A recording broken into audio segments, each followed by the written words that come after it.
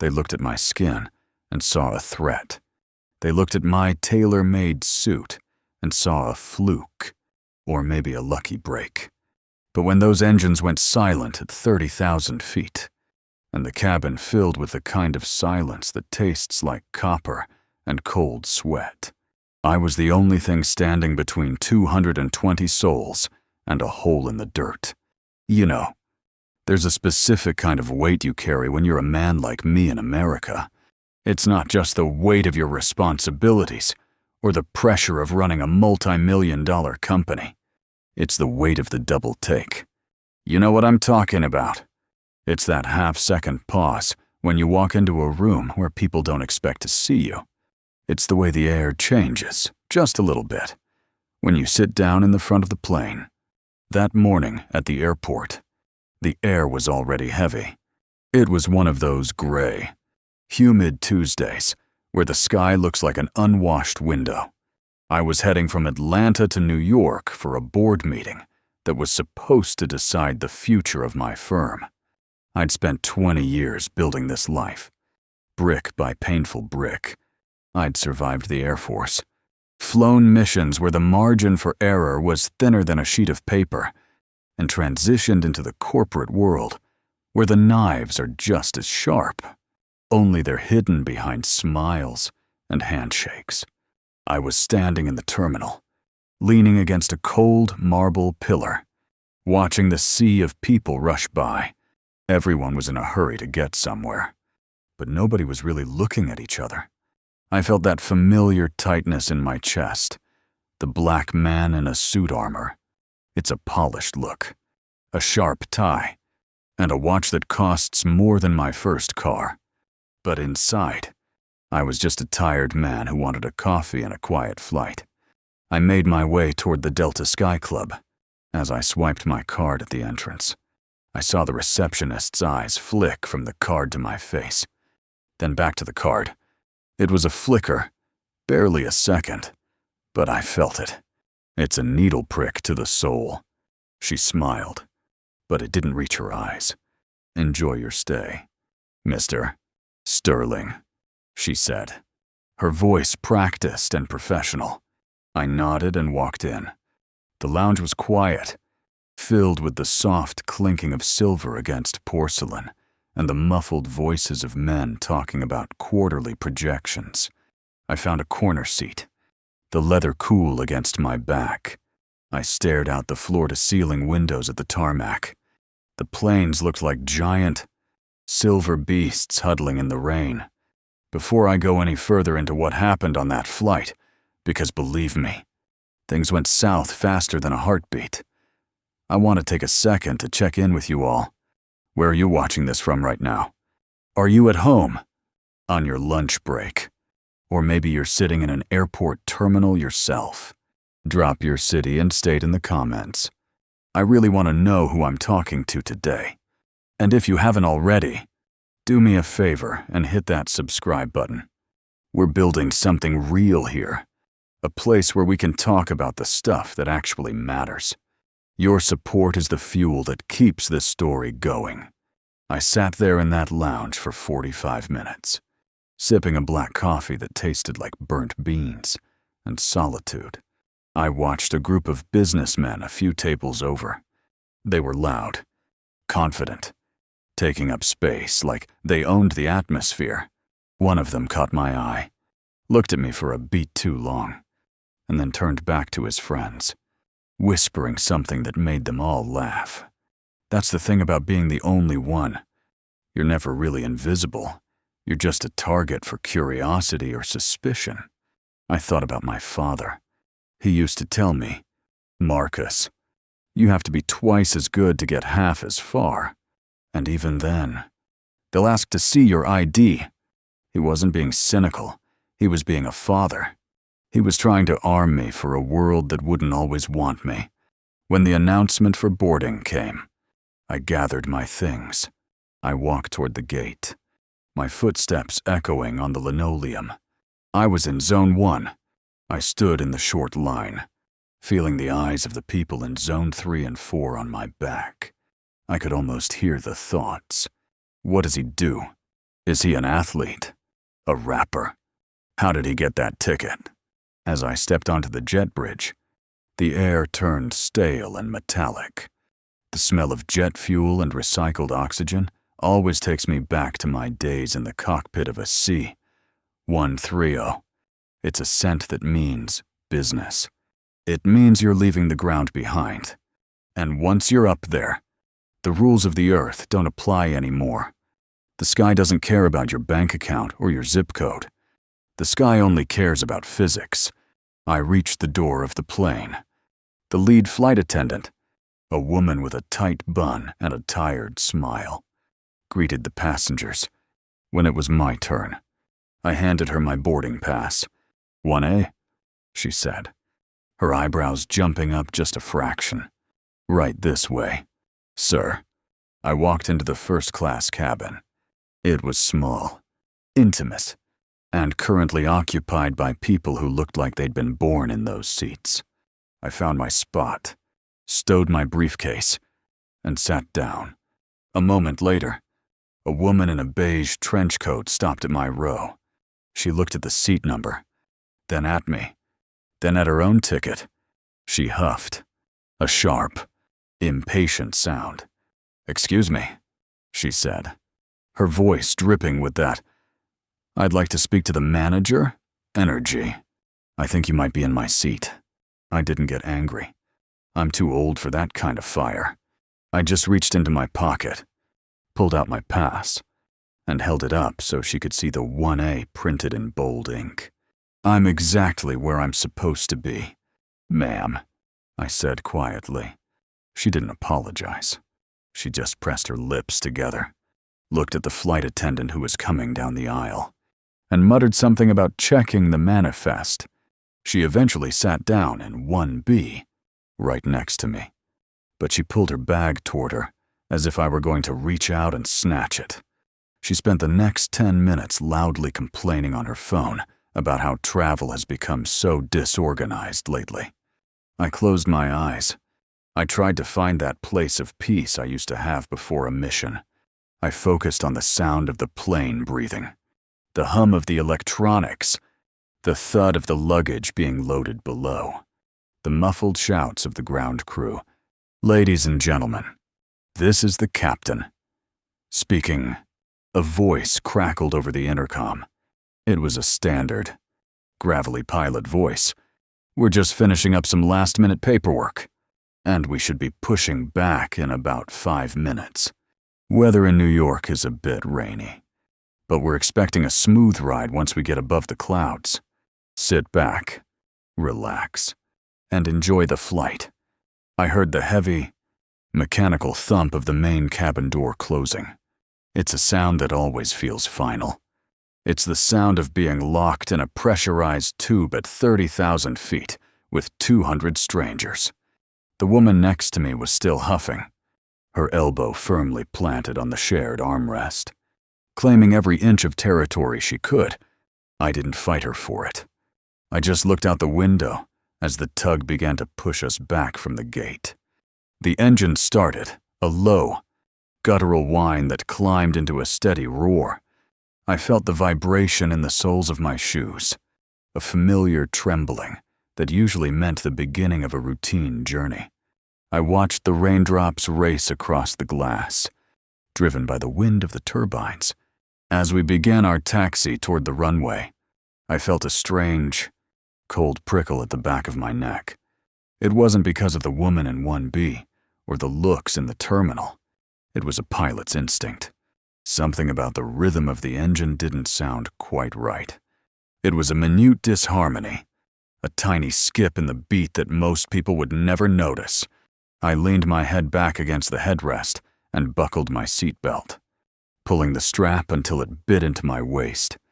The plane turned onto the main runway, the engines revving up for takeoff, and for the first time in a long time, I found myself holding my breath as we began to roll. The tarmac blurred into a gray smear as the nose gear lifted, and for a few seconds, gravity pressed me deep into the leather, reminding me that no matter how much money you have, the laws of physics are the ultimate equalizer. We punched through the low-hanging ceiling of clouds, transitioning from a world of rainy gloom into a blinding, golden sanctuary of sunlight. It's a view that never gets old, the way the clouds look like a vast, frozen ocean beneath you. But as the fasten seatbelt sign chimed and the cabin settled into that rhythmic, high-altitude drone, the social friction inside the cabin began to heat up in a way that had nothing to do with the weather. Mrs. Gable, or at least that was the name on the designer handbag she had shoved between us, wasn't satisfied with her victory over the armrest. She spent the first 20 minutes of the climb adjusting herself as if my mere presence were a physical irritant. Like a pebble in a shoe, she signaled the flight attendant, a young woman named Sarah, who looked like she was on the tail end of a double shift. "Is there any way I can move?" "Mrs." Gable whispered, though it was that kind of stage whisper meant to be heard. I'm not comfortable. Is there anything in the back? Even a regular seat?" Sarah leaned in, her voice low and apologetic. "I'm so sorry. Ma'am, we're completely full today. 220 passengers. Every seat is taken." The woman cut a sharp glance toward me, then back to Sarah. "It's just, the atmosphere feels very crowded up here today." I didn't pay for first class to feel this much tension. I didn't look at her. I kept my eyes on the horizon, but I felt the sting. It's a subtle kind of poison, isn't it? It's not a slur yelled in the street. It's the implication that your body, your breath, your very existence in a premium space is a violation of someone else's comfort. I thought about the thousands of hours I'd spent in the cockpit of a C-130, hauling cargo and troops through air that wanted to tear the wings off the plane. I had earned my place in the sky 100 times over. Yet here I was, being treated like an intruder in a lounge chair. I thought about my firm back in Atlanta. We specialize in logistics, moving things from where they are to where they need to be. Against all odds, I built that company because I was tired of being the cargo. I wanted to be the one charting the course. But sitting there, I realized that no matter how many boards I chaired or how many jobs I created, to some people, I would always just be the man in 1A who didn't belong. The tension in the cabin was a mirror of the tension I started to feel in the airframe. About 40 minutes into the flight, that skip I'd heard on the runway returned. It wasn't a loud noise, not yet.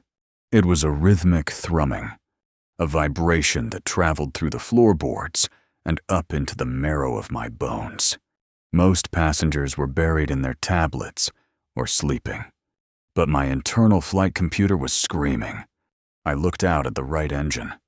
It looked fine to the naked eye, but the cowling was vibrating just a fraction of an inch too much. The frequency was wrong. It was the sound of a machine starting to fight itself. "Everything okay?" Sarah asked, noticing me staring out the window. She was passing by with a tray of drinks. "The number 2 engine," I said, my voice calm but firm. "It's hunting. The RPMs are fluctuating." She gave me a polite, patronizing smile. "I'm sure it's just a bit of clear air turbulence." "Sir, the pilots have everything under control. I'm a former Air Force pilot." "Sarah," I said, looking her directly in the eye, "that's not turbulence. That's mechanical. You might want to mention the vibration to the flight deck." She hesitated, her professional mask slipping for just a second. She looked at my suit, then at my face, and I saw that same flicker of doubt I'd seen at the gate. "What does he know? He's just a passenger." She nodded curtly and moved on. But she didn't go toward the cockpit. She went back to the galley to start the meal service. "Mrs.?" Gable scoffed.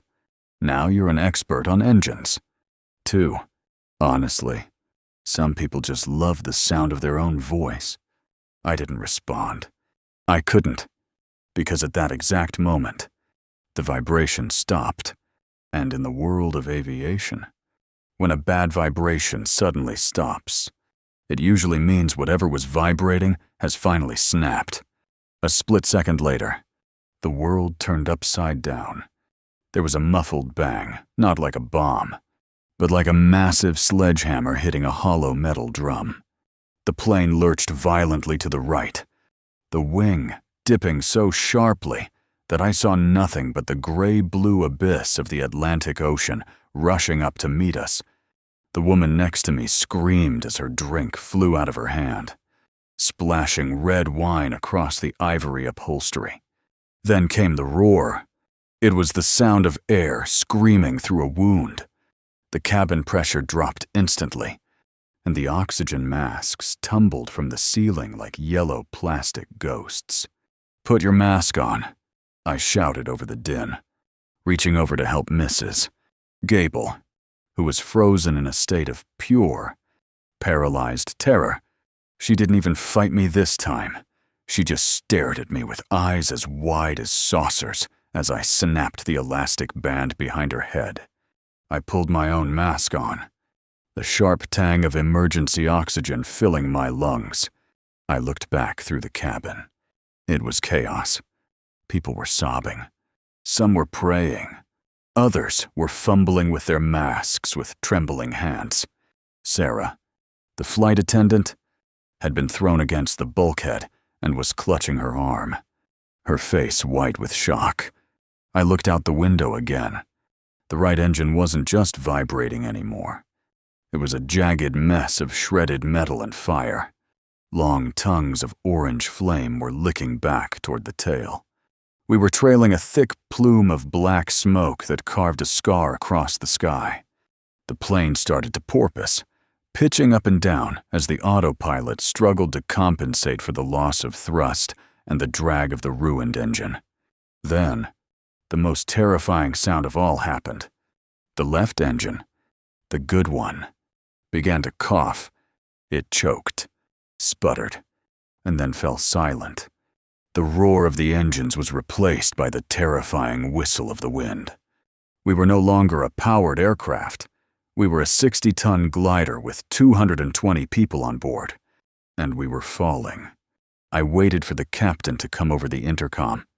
I waited for that calm, gravelly voice to tell us we were going to be okay, but the intercom stayed dead. The plane continued its sickening. Banking turned toward the water.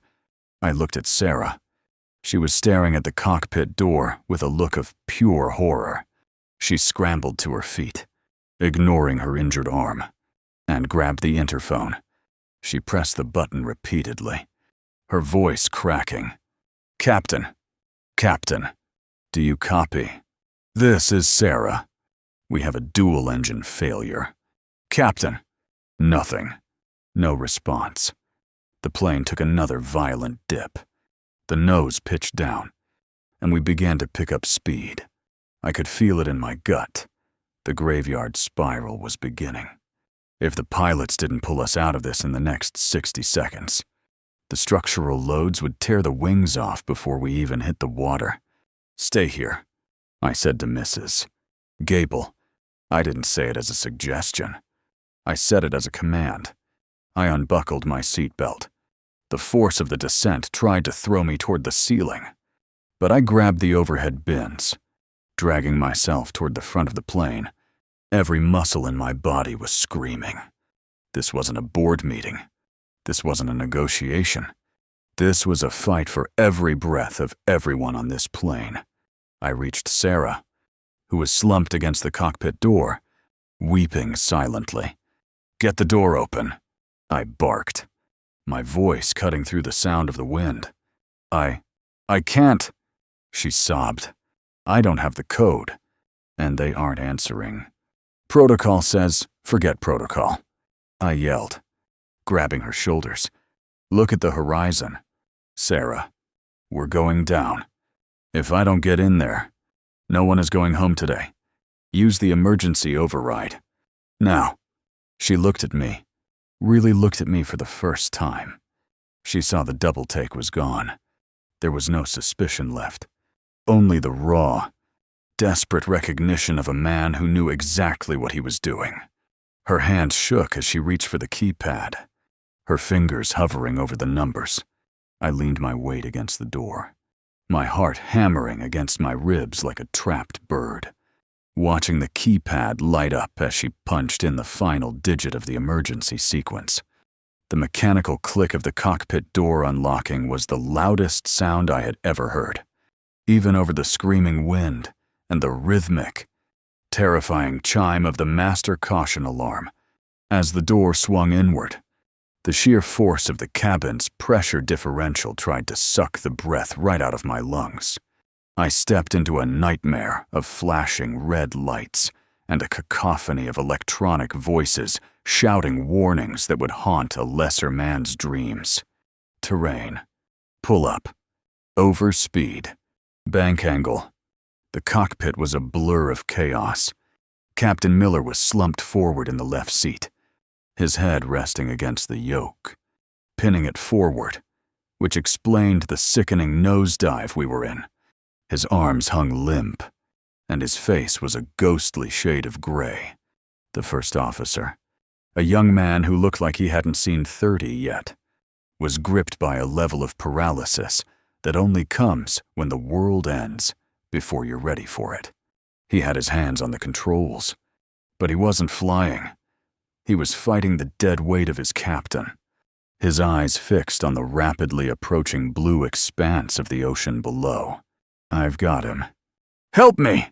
the first officer screamed, but his voice was thin, reedy, and vibrating with the frequency of a man who had already accepted his death.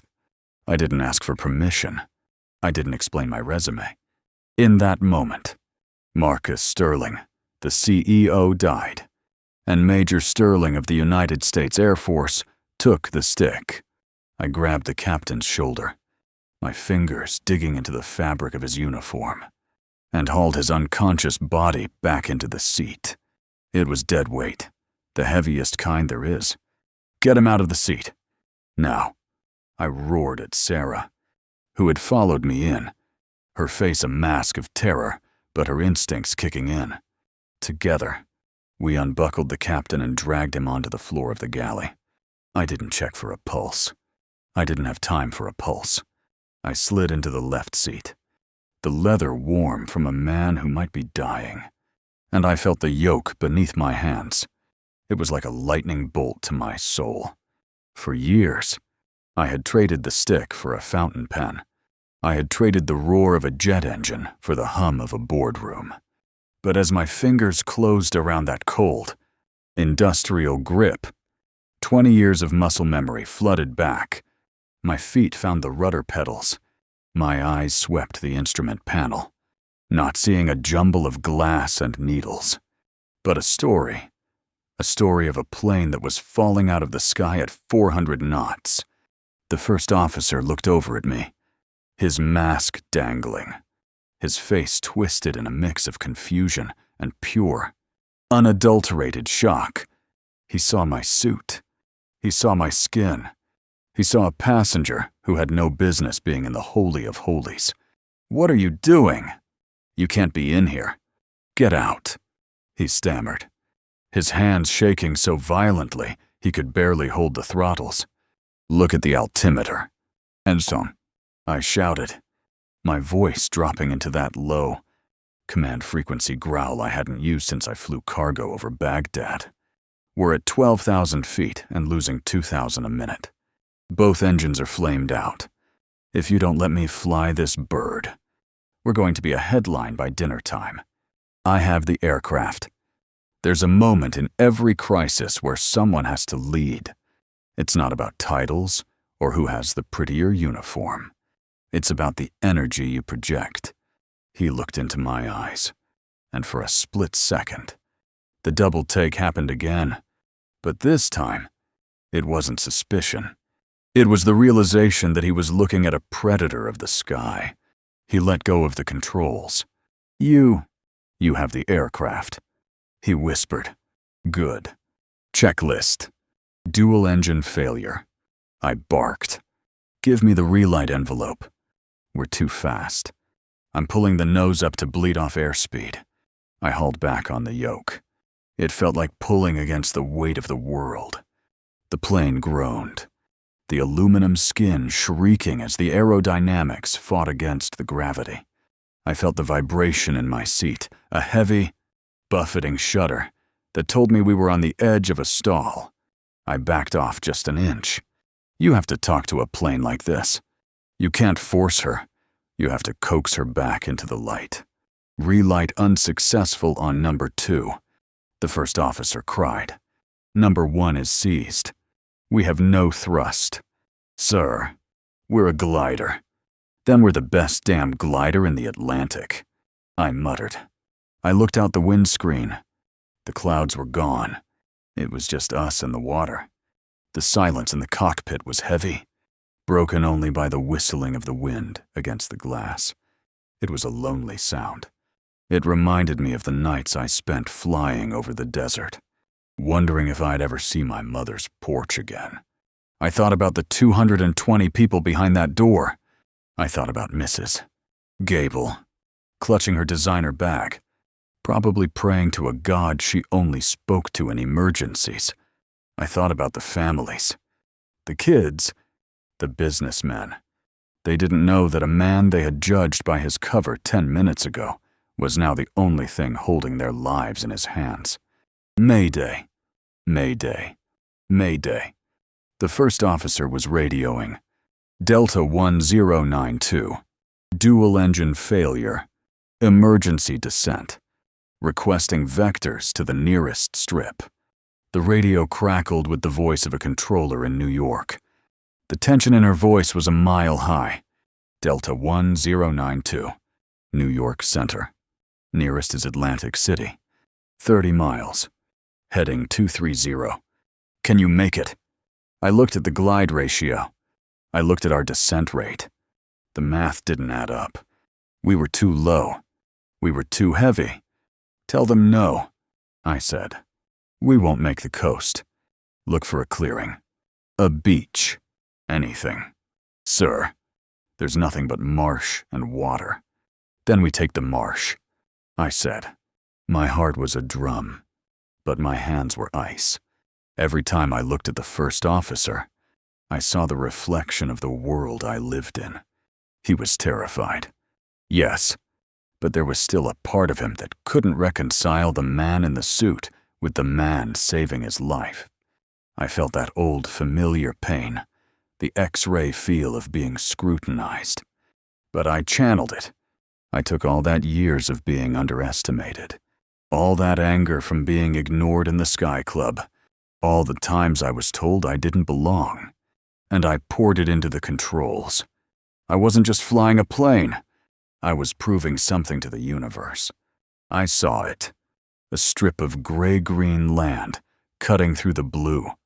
An old, decommissioned military landing strip on a tiny island off the coast. It was short. It was cracked. It was probably covered in birds and debris. But it was land. There, I pointed. 080. Line it up. That's too short. We'll overshot into the trees. He screamed. Not if I drop the gear at the last second and use the drag. I said, I need you to stay with me. Son, I need you to be my eyes. Watch the airspeed. Keep me at 160. Not a knot more. Not a knot less. We were dropping. 7,000 feet. 5,000. The island was growing larger. A tiny speck of hope in a sea of despair. I could see the waves breaking against the shore. I could see the individual trees. Sarah, I shouted over the intercom. Brace for impact. Tell them to tuck their heads. Tell them to hold on. I could hear the muffled screams from the cabin through the door. It was a sound that tore at my gut. I thought of my own daughter. I thought of the board meeting I was going to miss. I realized then that my important life, the stocks, the titles, the prestige, was nothing. It was vapor. This struggle to stay in the air. this connection to the machine, this responsibility for the souls behind me. This was the only thing that had ever been real. 2,000 feet. The first officer yelled, "We're too low. We're going to hit the water before the runway." "Hold your breath," I whispered. I found a thermal, a rising pocket of warm air coming off the coast. I felt the lift beneath the wings, a gentle nudge from the earth. I banked the plane, trading altitude for a precious few seconds of glide time. My eyes were locked on the threshold of that old runway. "Gear down," I commanded. The mechanical roar of the landing gear extending shook the entire airframe. The drag was immense. The plane slowed, the nose wanting to drop. I hauled back on the yoke with everything I had, my biceps straining against the fabric of my suit jacket, the seams literally popping under the pressure. 500 feet. 400. The ground was rushing up now, a blur of green and gray.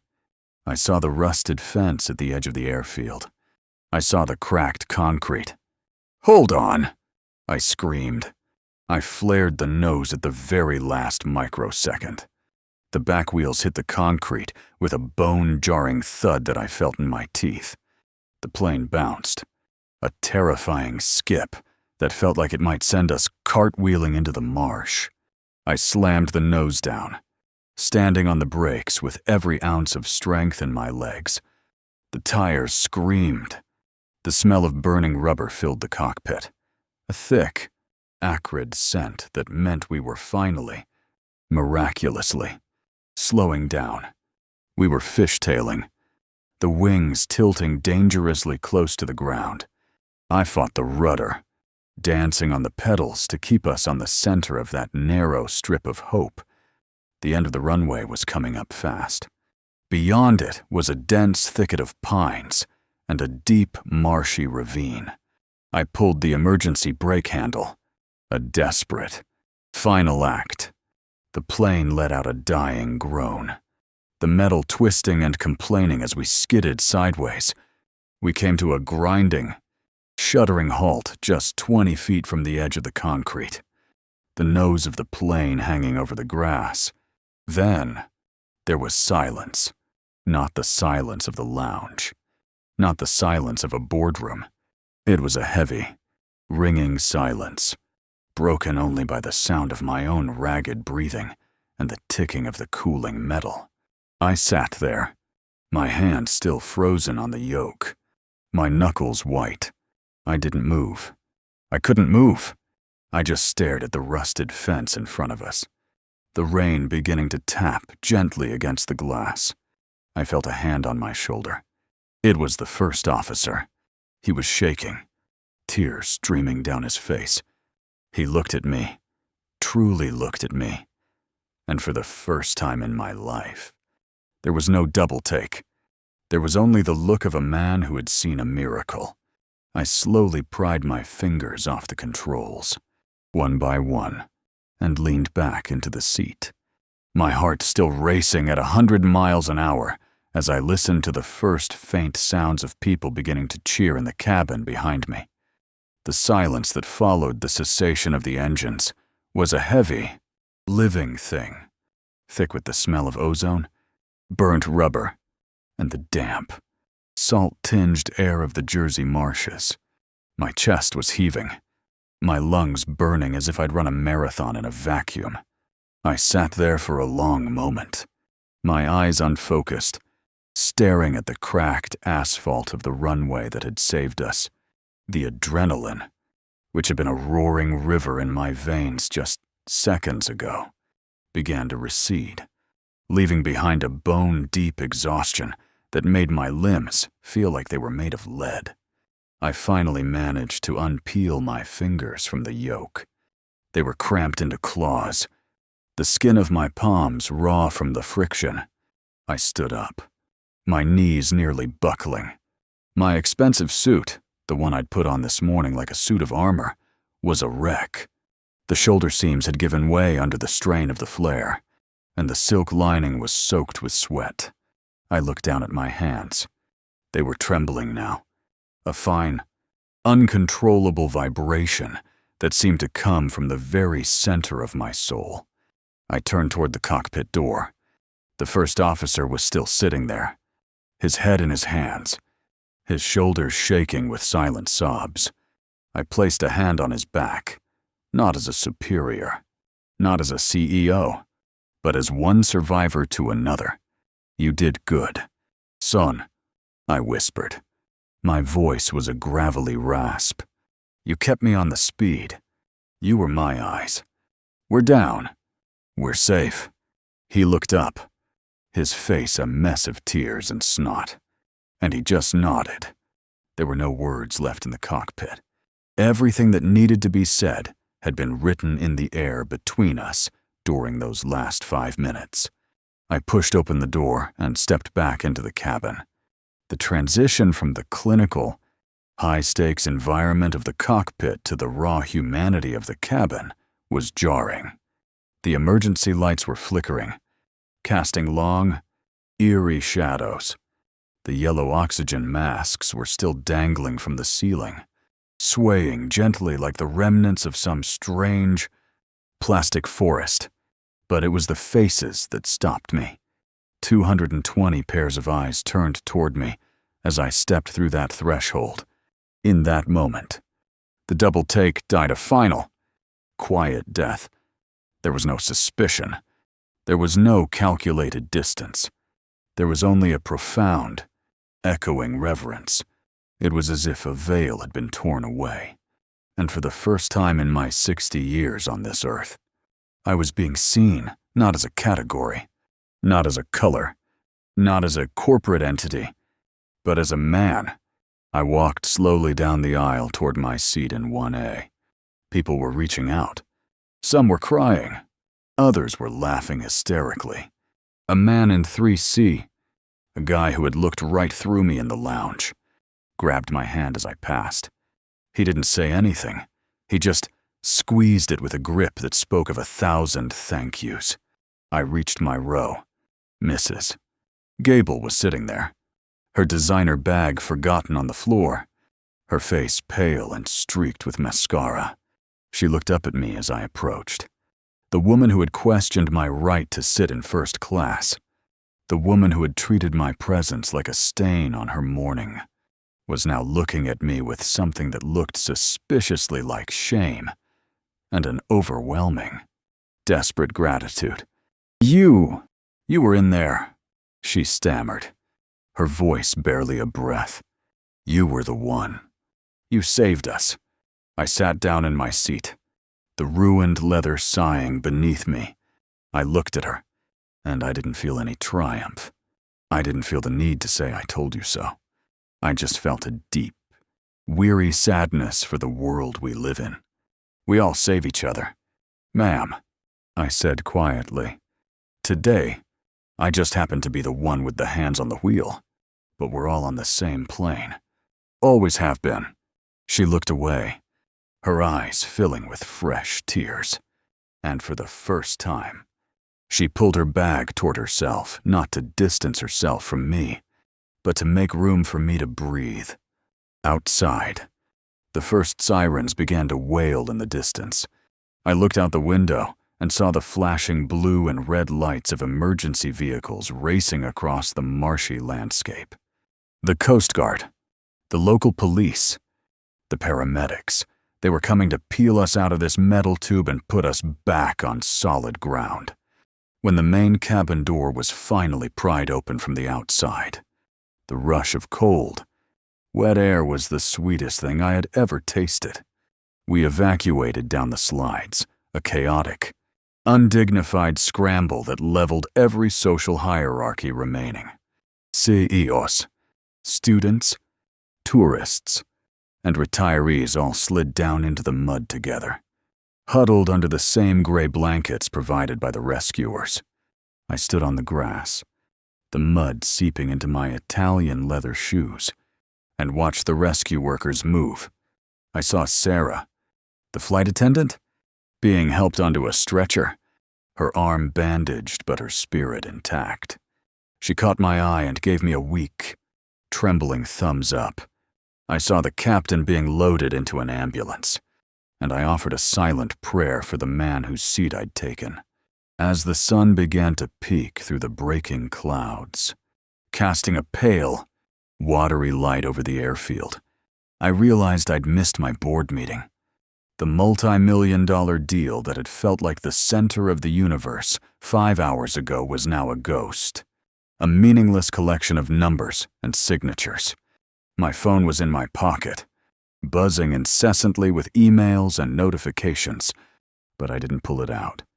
I thought about the sky versus the ground. Up there, when the engines fail and the fire starts. The things we use to divide ourselves, the zip codes, the accents, the pigment of our skin, they all evaporate. They become irrelevant in the face of our shared fragility.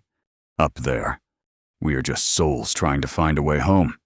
Why does it take a disaster to make us see that on the ground? Why do we have to be on the brink of death to recognize the life in the person sitting next to us? I looked at my hands again. They had stopped shaking. I felt a strange, new kind of peace. I had spent my whole life trying to prove I belonged in the room, trying to earn a seat that others took for granted. But standing there in the mud, with a ruined suit and a heart full of shadows, I realized I didn't need to prove anything anymore. I knew who I was. I knew what I was capable of, and no double take could ever take that away from me again. This story isn't just about a plane crash. It's about the crashes we experience every day in the way we look at one another. It's about the engines of empathy that we allow to flame out because we're too busy checking manifests and judging seats. I want to ask you something, and I want you to be honest with yourself. Have you ever been the one holding the bag a little tighter? Have you ever been the one looking at someone and wondering how they got where they are? Or maybe you've been like me, the one constantly having to show your ID just to exist in a space you earned. We have to do better. We have to fly this humanity aircraft together, because the engines are starting to sputter, and there's no one else coming to save us. We are the pilots. All of us. Before I go, I want to thank you for sitting with me through this. It wasn't an easy story to tell, but it's one that's been sitting in my chest for a long time. If this touched you, if it made you think about the person sitting in the seat next to you a little differently, then my mission today is accomplished. Please, share your thoughts in the comments. Have you ever had a moment where a crisis stripped away your biases? Have you ever had to prove your worth to someone who wouldn't even look you in the eye? I'm gonna be down there in the comments, reading and responding, because this conversation is just as important as the story itself. And if you haven't yet, hit that subscribe button and join our community. We're going to keep telling these truths, even when they're uncomfortable, especially when they're uncomfortable. I'm Marcus Sterling. I'm a pilot. I'm a CEO. But most importantly, I'm a man who's just glad to be standing on solid ground with you. Be kind to each other. Keep your eyes on the horizon. And I'll see you in the next one.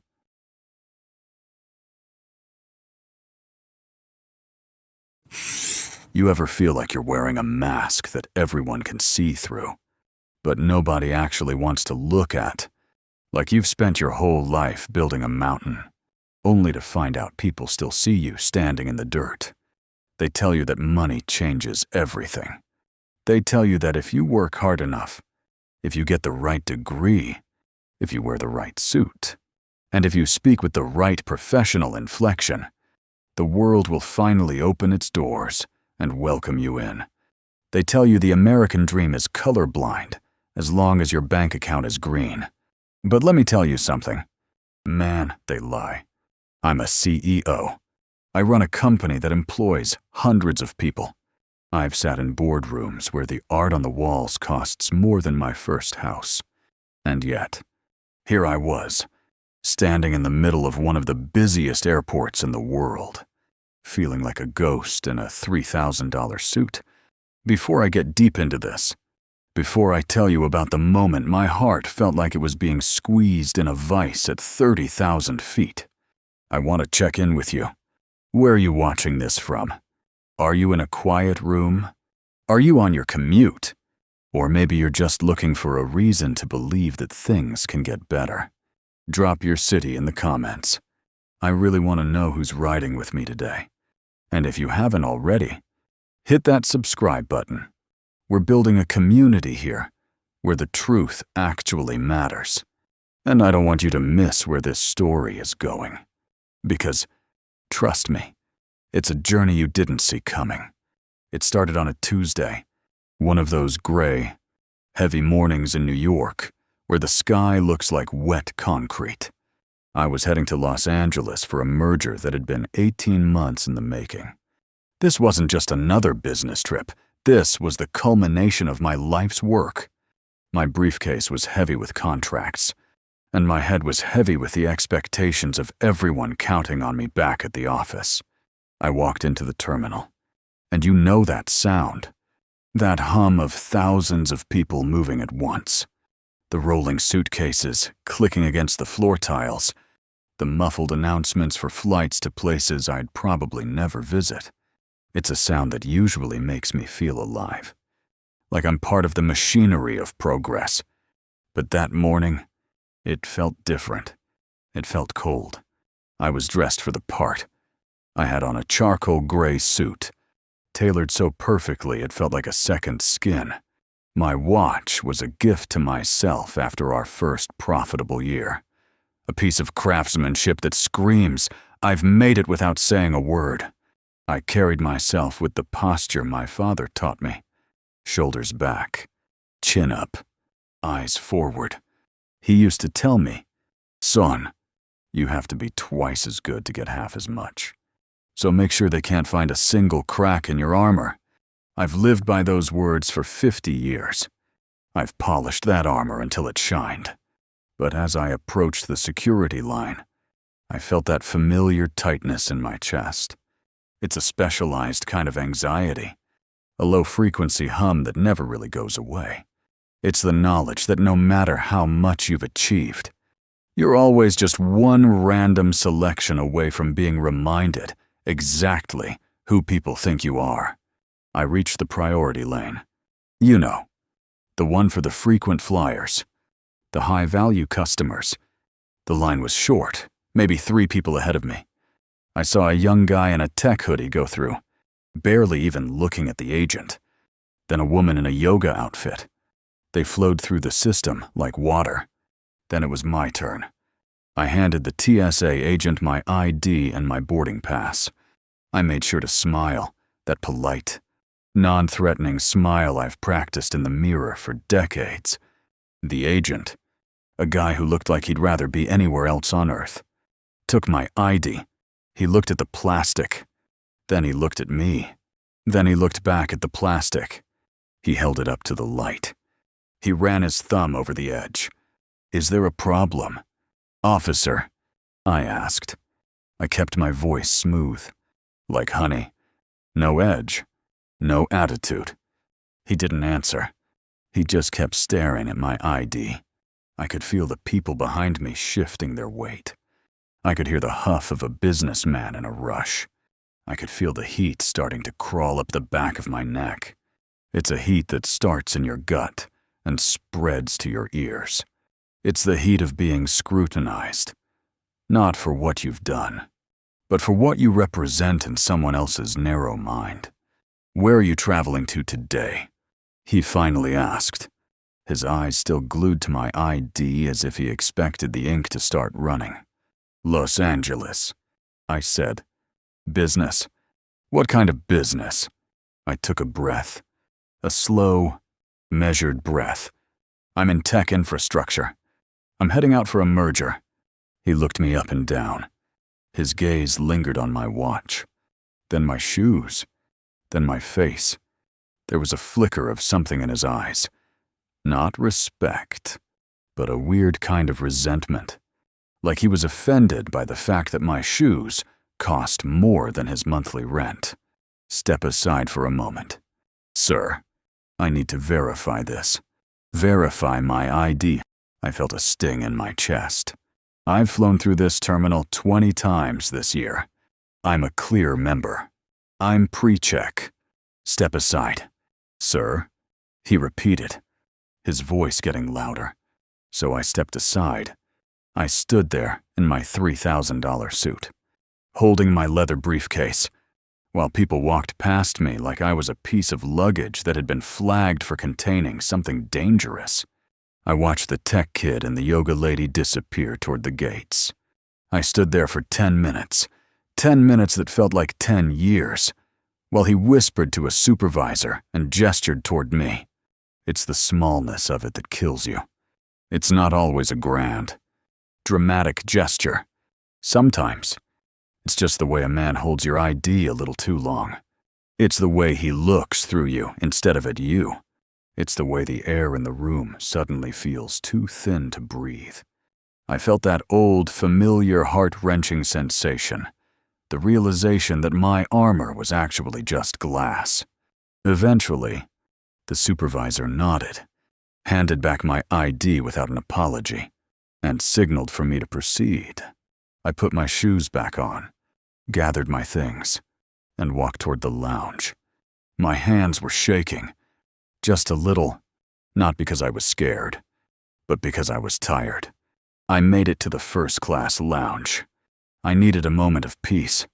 I needed to sit in one of those plush leather chairs, drink a glass of water, and remind myself that I belonged there. I'd paid for it. I'd earned it. I'd bled for it. The lounge was quiet, filled with the soft clinking of silverware and the low murmur of people talking about stocks and vacation homes. I found a seat near the window, looking out at the planes lined up like giant birds waiting for their turn to fly. For a second, I thought the tension would break. I thought the drama of the morning was over. I checked my watch. Boarding was in 20 minutes. I took out my phone to check my emails, trying to bury my frustration in work. That's always been my escape. But as I sat there, I noticed a woman sitting across from me. She was maybe in her late 50s, wearing a string of pearls and a coat that screamed old money. She wasn't looking at her phone. She was looking at me. And she wasn't looking at me with curiosity. She was looking at me with a pointed, sharp suspicion. She clutched her designer purse a little tighter when I made eye contact. She leaned over to the man next to her and whispered something, her eyes never leaving my face. I could feel the walls closing in again. Even here, in the sanctuary I'd paid hundreds of dollars to access, I was a question mark. I was a situation. I looked down at my hands. They were the hands of a man who had built something from nothing. They were the hands that had signed the paychecks of people who looked just like her. But in her eyes, I was just a thread in a nice suit. I felt a surge of suffering and hope all at once, the suffering of the present, and the hope that one day I wouldn't have to feel this way. Flight 224 to Los Angeles is now boarding for first-class passengers. The intercom crackled. I stood up. I didn't look at her. I picked up my bag and headed toward the gate. When I reached the gate, there was a crowd, but the first-class line was empty, save for a few people. I saw the woman from the lounge. She was right there, standing near the front of the line. I took my place in the line, maintaining that polite distance. The gate agent announced the start of boarding. The woman with the pearls moved forward. She scanned her pass, then paused at the entrance of the jet bridge, turning her head back to glance at the line one last time. Her eyes landed on me, and for a split second, the mask of polite society dropped. Her lip curled, just a fraction of an inch, into something that looked like pure, unadulterated disgust. I felt my stomach drop into my shoes. I gripped the handle of my carry-on so hard my knuckles turned white, the leather creaking under the pressure of my hand as I stepped forward to scan my own ticket. The machine emitted a sharp, Electronic chirp, that sterile success sound that tells the system you're authorized to move forward. I felt the gate agent's eyes linger on the screen a second too long, as if she were waiting for a red flag to pop up and justify the suspicion that had been trailing me since the security line. But the light stayed green. I tucked the slip of paper into my pocket, felt the weight of my briefcase in my right hand, and stepped into the jet bridge. Walking down that narrow, slanted tunnel always feels like being in a vacuum. It's the space between who you are on the ground and who you are in the air. For me, the transition is never simple. Every step I took on that ribbed floor felt heavy, like I was carrying the ghosts of every, not you and not today, I'd ever heard in my 50 years on this earth. I could see the woman with the pearls about 20 feet ahead of me. Her stride was confident, her heels clicking a rhythmic, entitled, beat against the metal. She didn't have to look back to know the world was behind her. She assumed it. I took a deep breath, trying to settle the storm in my stomach. I thought about my mother. I thought about her hands, rough, calloused, smelling of industrial soap and the cheap grease of the diners where she worked double shifts so I could have books that weren't missing pages. She used to tell me, Elias, when you get to where you're going, don't you dare look down. You keep your head so high the stars have to move out of your way. I was heading to seat 2A. That seat represented 30 years of missed birthdays, 3 mother coding sessions, and the kind of bone-deep exhaustion that sleep can't fix. It wasn't just a chair, it was a trophy. As I crossed the threshold into the plane, the air changed. It became cooler, pressurized, smelling of high-end upholstery and that faint, metallic scent of a machine ready to defy gravity. A flight attendant stood at the door, her smile professional but practiced. She took one look at the woman in front of me, and her eyes brightened. Welcome back, Mrs. Sterling. So good to see you again. Your usual seat. Yes. Thank you, Sarah, the woman replied. Then it was my turn. I stepped up. My suit jacket brushed against the side of the door. The flight attendant's smile didn't disappear, but it shifted. It became the smile you give someone who looks lost. Economy is straight back. Sir, all the way through the curtain. I didn't let my expression flicker. I've had this exact conversation in 5-star hotels, in Michelin-starred restaurants, and in the very buildings I own. Actually, I said, my voice low and steady. I'm in 2. I handed her my boarding pass. She took it, her brows knitting together for a fraction of a second. She looked at the seat number, then at my face, then back at the ticket. Oh, I see. Right. This way then. Mr. Vance, I said. Elias Vance. She led me into the first-class cabin. It was a sanctuary of wood grain, soft leather, and ample leg room. I saw Mrs. Sterling, the woman with the pearls, already settled into 1A. When she saw me stop at the seat directly behind her, she froze. It wasn't a subtle movement. She literally stopped mid-motion. She looked at me. Then she looked at the flight attendant. And then she looked at the empty seat next to her, as if she expected a bodyguard to manifest out of thin air. I ignored it. I placed my briefcase in the overhead bin, making sure the leather didn't scuff. I sat down, feeling the premium material give way under my weight.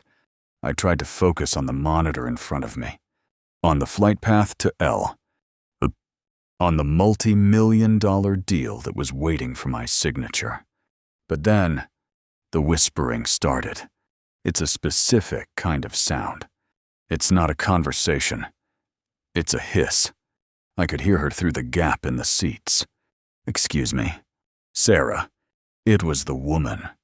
Her voice was pointed, aimed directly at the flight attendant. "Yes, Mrs. Sterling. Can I get you a pre-departure drink?" "In a moment. But are we sure there hasn't been a mistake with the seating assignments?" The cabin was small, only 8 seats in this section. Every word carried like a shout in a library. I felt the heat starting to rise again.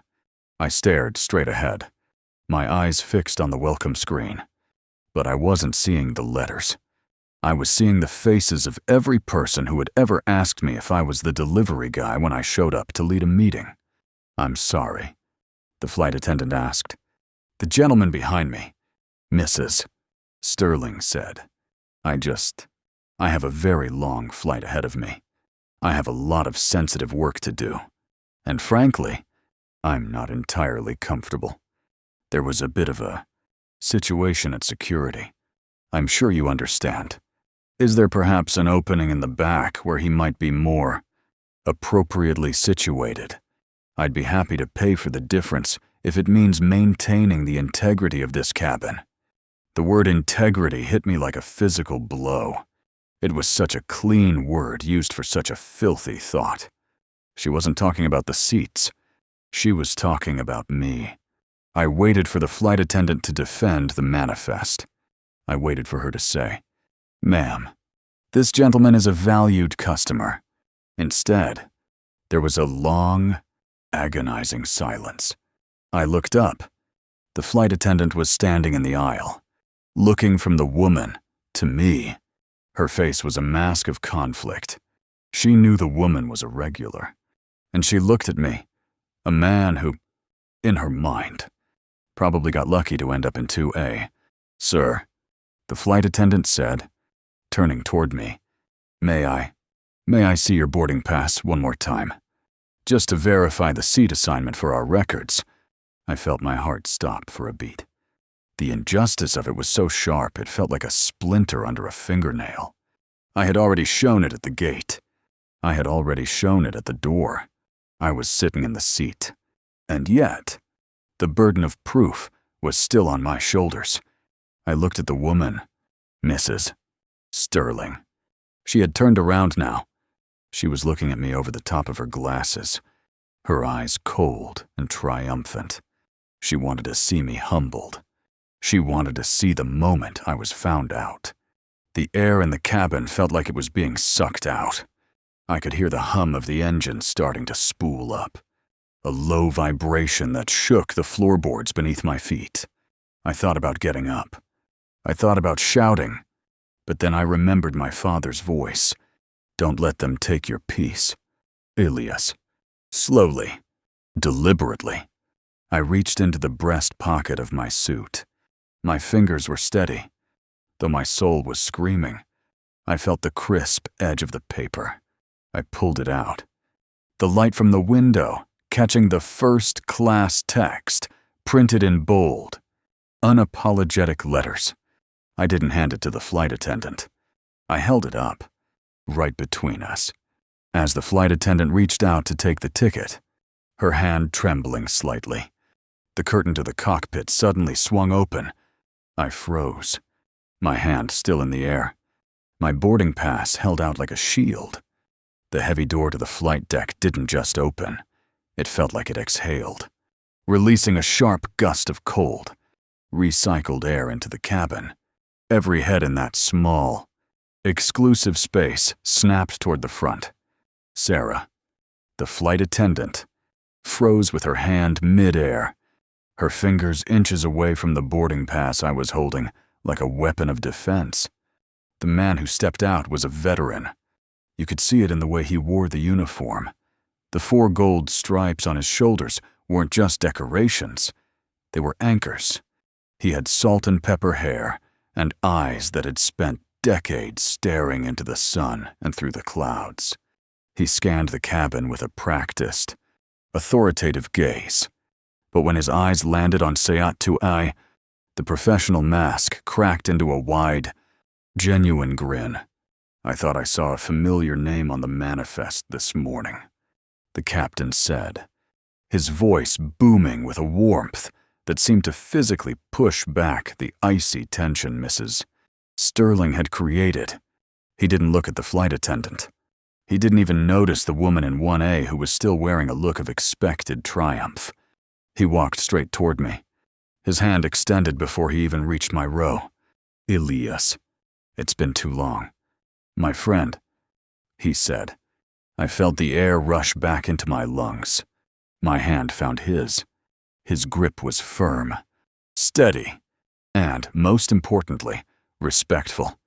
"Captain Miller," I managed to say. "Good to see you." Jim, Sarah whispered, the word barely audible. She looked like she had just seen a ghost. "Sarah, isn't it?" Captain Miller said, finally acknowledging her, though his tone shifted from warm to strictly professional. "I hope you're taking excellent care of Mr.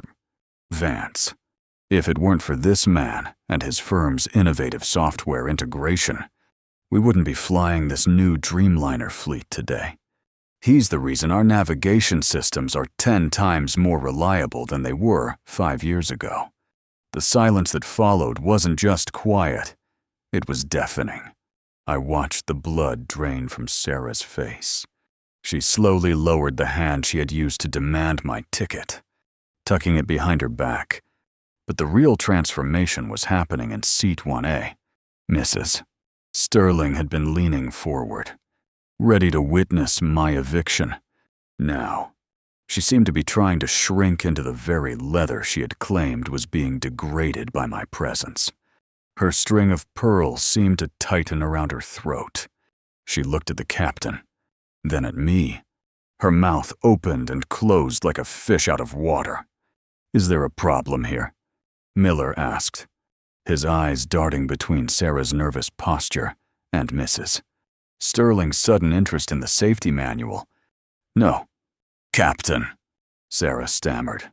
I was just confirming, checking if Mr. Vance needed anything." "Anything at all?" "I'm sure you were," Miller said with a hint of skepticism. He turned back to me, leaning against the seat divider. "Listen, Elias, once we're at cruise, I'd love for you to come up for a minute, strictly off the record, of course, and see how the new heads-up display is handling the West Coast turbulence. I'd be honored." "Jim," I said. I tried to feel the victory. But as the captain patted my shoulder and headed back into the cockpit, that heart-wrenching feeling didn't go away. I looked at Sarah, who was now hovering over me with a terrified, subservient energy. I looked at Mrs. Sterling, who had completely turned her body away from me. The climax of the situation had passed, but the emotional memory was just beginning to settle.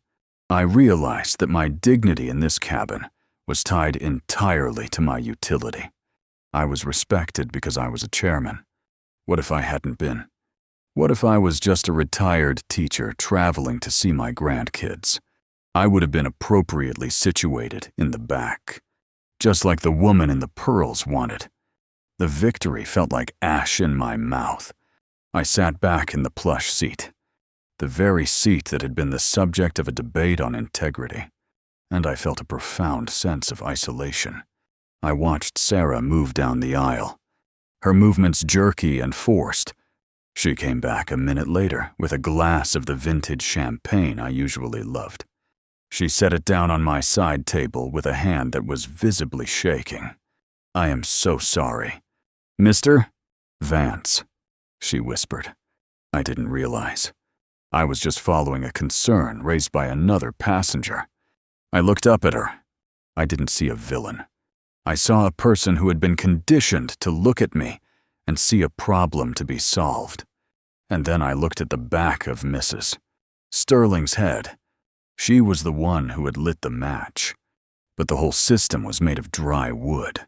The engines roared to life, a deep, guttural vibration that shook the cabin as we began our taxi. I wasn't just a CEO anymore. I was a witness.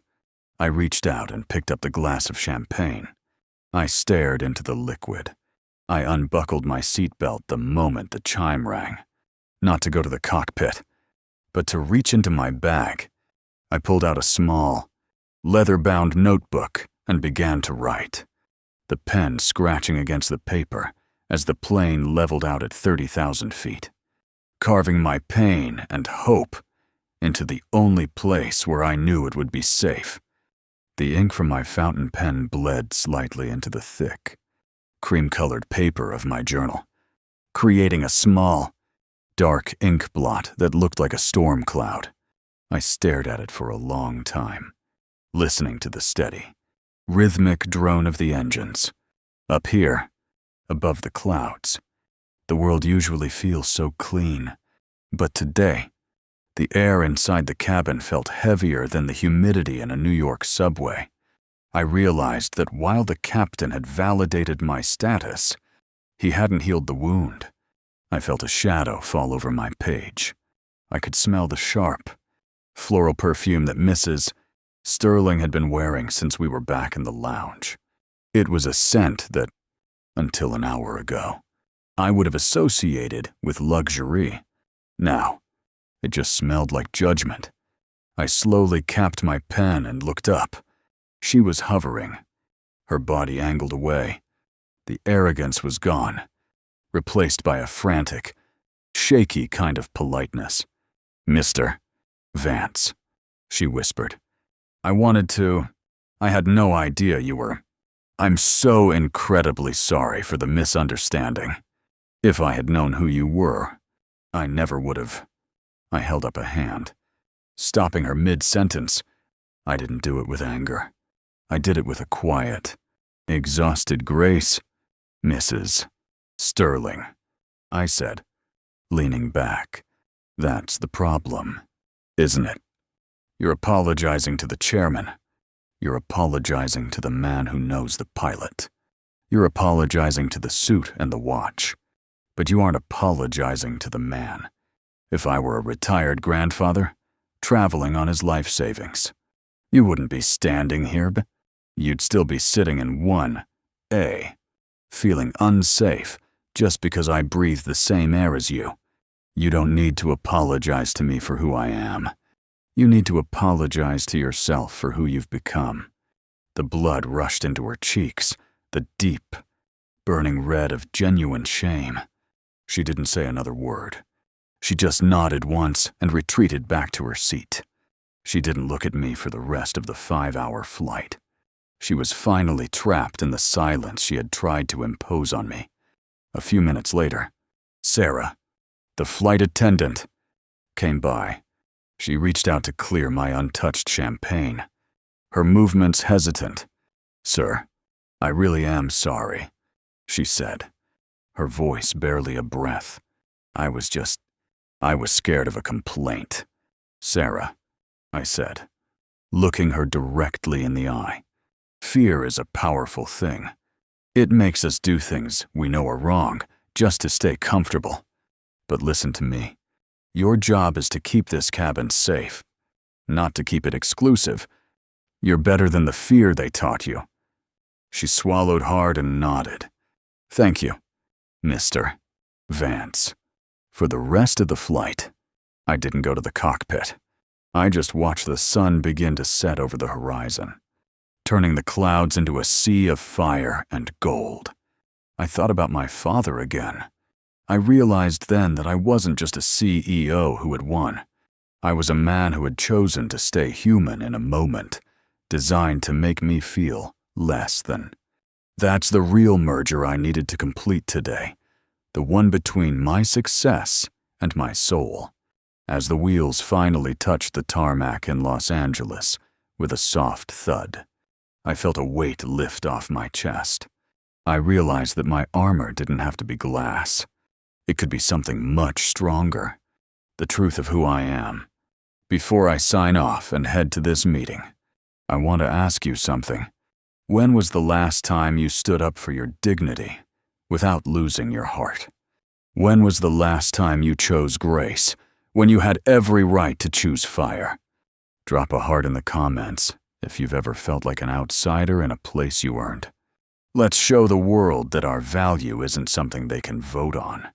And if this story meant something to you, please share it, subscribe to the channel, hit that notification bell, and join the family. I stood up, grabbed my briefcase, and walked toward the exit. As I passed the cockpit, Jim poked his head out and winked. I smiled back, not a CEO smile, but the smile of a man who was finally, truly, free. I stepped out of the plane and into the California sun, my shadow long and steady on the ground, finally walking into a world where I didn't have to prove I belonged. I was already home. Before I was the man in seat 2A, before I had the corner office and the leather briefcase, I was just a boy with a pair of scuffed shoes and a father who worked 3 jobs to make sure I never felt the weight of our empty pockets. You see, the story I told you about the flight, it didn't start at the airport. It started in 1988, in a small, dusty town in Georgia. I want to take you back there for a second. Drop a if you believe that where you come from matters just as much as where you're going. My father, Marcus Vance, was a man of few words but giant actions. He was a janitor at the local high school by day and a short-order cook by night. He always smelled like industrial bleach and fried onions. But to me, he smelled like safety. I remember the day I got the call about the scholarship interview for the university in New York.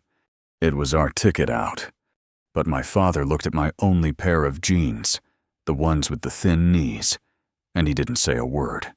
He just grabbed his coat and said, "Elias, get in the truck. We're going to get you a suit." We drove 40 miles to the city, to a department store that looked like a palace to me.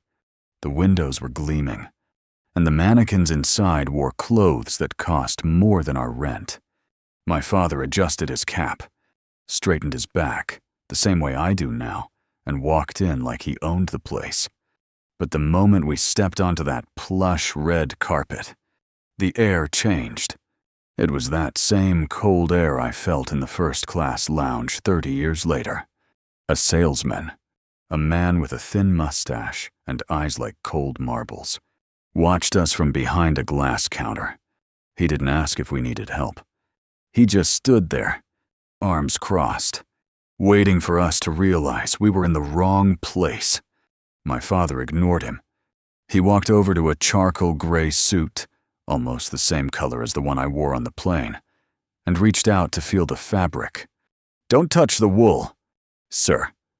The salesman snapped, his voice cutting through the quiet like a whip. "That's a premium blend. It's for serious customers." I felt my face get hot. I wanted to run back to the truck. I wanted to disappear into the floorboards. But my father didn't flinch. He slowly pulled his hand back, reached into his pocket, and pulled out a wad of cash, small bills, wrinkled and stained with the sweat of his labor. He set it on the glass counter, $1 at a time, until the pile was high. The salesman's eyes went wide. The disgust didn't disappear, but it was forced to hide behind a fake, oily smile. We bought the suit, but as we walked out, my father stopped me.